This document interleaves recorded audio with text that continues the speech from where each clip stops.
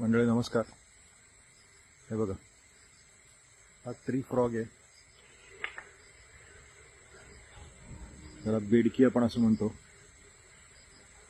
आणि त्या बेडकीची अंडी हे असं जेव्हा पाऊस पडत असतो तेव्हा ते असं पानांच्या वरती घालतात, म्हणून त्याला ट्री फ्रॉग असं म्हणतात.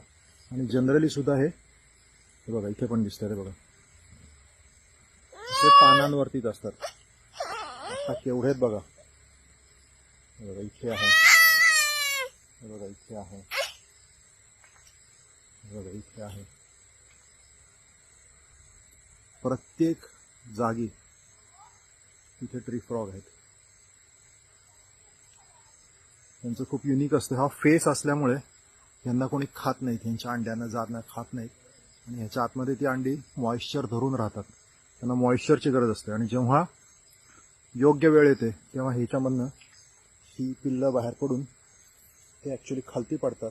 तेव्हा पाऊस असतो आणि त्या प्रवाहामध्ये ते पुढे जातात. असे हे ट्री फ्रॉग. हे आत्ता भरपूर पाऊस पडल्यामुळे त्यांना एकदम अनुकूल वातावरण तयार झालेलं आहे फ्रॉगसाठी. हे जे आहे ते इकडे नेट शोधतात आणि हे सुद्धा इकडे त्यांच्यावरती कुठे कुठे अंडी घालते. ते बघा केवढे आहेत बघा तिकडे कुठे. ओके ओके, पाऊस वाढला, हे चाललो. Okay, bye bye.